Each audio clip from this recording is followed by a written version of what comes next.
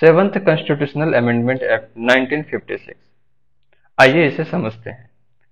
1956 का भारत एक नया देश जिसे अपने फेडरल स्ट्रक्चर और एडमिनिस्ट्रेटिव सेटअप को और मजबूती से बनाए रखना था। भारत में हर राज्य की अपनी एक अलग पहचान थी और अलग-अलग राज्यों के विकास और गवर्नेंस को इंश्योर करने का भी एक बड़ा चैलेंज था। भारत की इस जरूरत को समझते हुए सेवंथ कॉन्स्टिट्यूशनल अमेंडमेंट एक्ट 1956 का आगमन हुआ। ये अमेंडमेंट भारत के एडमिनिस्ट्रेटिव स्ट्रक्चर में एक रिवॉल्यूशन लाया जो एक नई सोच का परिचय था। आइए इसके बैकग्राउंड में चलते हैं। स्टेट रीऑर्गेनाइजेशन एक्ट 1956 के साथ ही भारत के संविधान में सेवंथ अमेंडमेंट लाया गया। इस अमेंडमेंट का प्रमुख उद्देश्य ये था कि राज्य राज्य के बाउंड्रीज और एडमिनिस्ट्रेटिव यूनिट को सुधारकर भारत के फेडरल और डेमोक्रेटिक फ्रेमवर्क को और मजबूत बनाया जाए। लैंग्वेज बेस्ड रीऑर्गेनाइजेशन ने भारत को कई नई स्टेट और यूनियन टेरिटरीज में रीऑर्गेनाइज करने में मदद की। पहले काफी स्टेट लिंग्विस्टिक बेसिस पर डिवाइड नहीं किए गए थे, जिससे विकास और एडमिनिस्ट्रेटिव में कई दिक्कतें आ रही थी। लोग अपनी भाषा और संस्कृति के अनुसार रिप्रेजेंटेशन और विकास चाहते थे। इस जरूरत को समझकर सेवंथ अमेंडमेंट और स्टेट रीऑर्गेनाइजेशन एक्ट लाए गए। अब बात करते हैं अमेंडमेंट की जरूरत क्यों थी। स्टेट के लिंग्विस्टिक और कल्चरल एस्पिरेशन को समझना जरूरी था। हर स्टेट का अपना एक लैंग्वेज, कल्चर और आइडेंटिटी होता है, और अगर स्टेट को यही रिप्रेजेंटेशन मिलता है तो गवर्नेंस और डेवलपमेंट प्रोसेस और स्मूथ हो सकती है। इस अमेंडमेंट के जरिए स्टेट के एडमिनिस्ट्रेशन और फेडरल स्ट्रक्चर को रिडिफाइन किया गया और कुछ नए रोल्स और रिस्पॉन्सिबिलिटीज एलोकेट किए गए। अब बात करते हैं की features of the seventh amendment. Abolition of class A B C D state system. पहले स्टेट को उनके एडमिनिस्ट्रेटिव और गवर्नेंस स्ट्रक्चर के बेसिस पर अलग कैटेगरीज में डिवाइड किया गया था, जैसे class A B C D states. इस अमेंडमेंट ने इस कैटेगराइजेशन को हटाकर एक सिंगल सिस्टम में स्टेट और यूनियन टेरिटरीज का क्लासिफिकेशन किया, जिससे पूरा सिस्टम और यूनिफॉर्म हो गया। Reorganisation of state on linguistic basis. State को लिंग्विस्टिक बेसिस पर रीऑर्गेनाइज किया गया, जिससे हर रीजन को अपने लैंग्वेज और कल्चर आइडेंटिटी के अनुसार गवर्नेंस मिलने लगा। Establishment of union territories.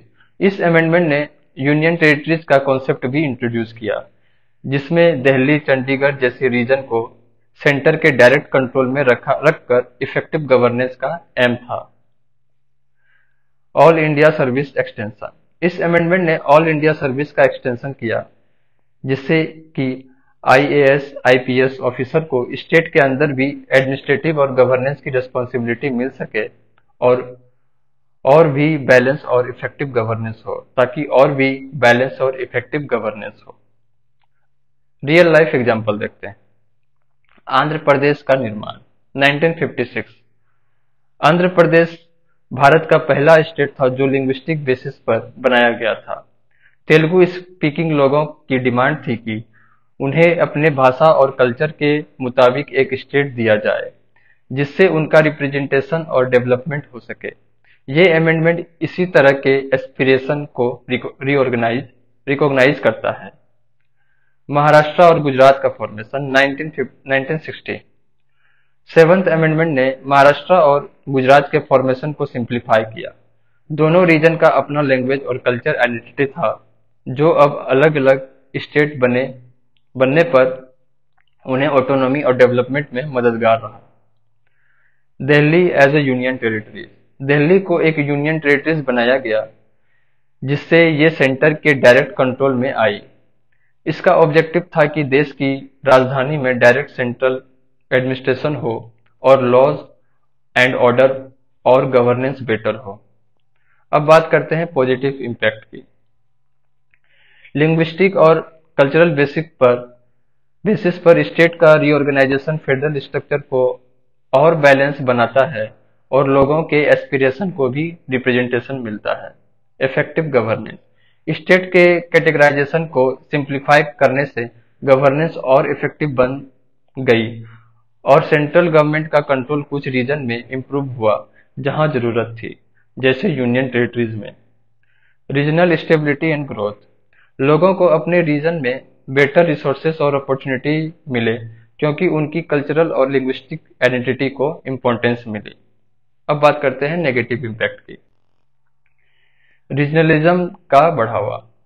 Linguistic और कल्चरल बेसिस पर स्टेट बनाने से कुछ जगह पर रीजनलिज्म और लैंग्वेज बेस्ड टेंशन भी बढ़ने लगे, जो नेशनल इंटीग्रेशन के लिए एक चैलेंज बन सकता था।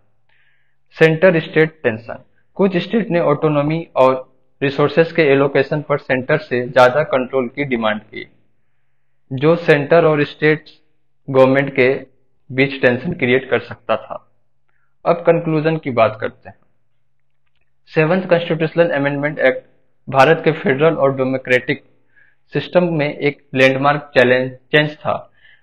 इस अमेंडमेंट ने भारत की लिंग्विस्टिक और कल्चरल आइडेंटिटी को रिकॉग्नाइज करते हुए गवर्नेंस और डेवलपमेंट को सिंप्लीफाई किया। इस अमेंडमेंट की जरूरत इसलिए थी क्योंकि स्टेट के बाउंड्रीज और स्ट्रक्चर को रिडिफाइन करके उन्हें उनके नीड्स और एस्पिरेशन के अनुसार रिप्रेजेंट करना जरूरी था। ये अमेंडमेंट हमें ये सिखाता है कि भारत जैसे डाइवर्स देश में गवर्नेंस और रिप्रेजेंटेशन को लोगों के कल्चर और लिंग्विस्टिक नीड्स के साथ एलाइक करना ही उनके विकास और खुशहाली का रास्ता है।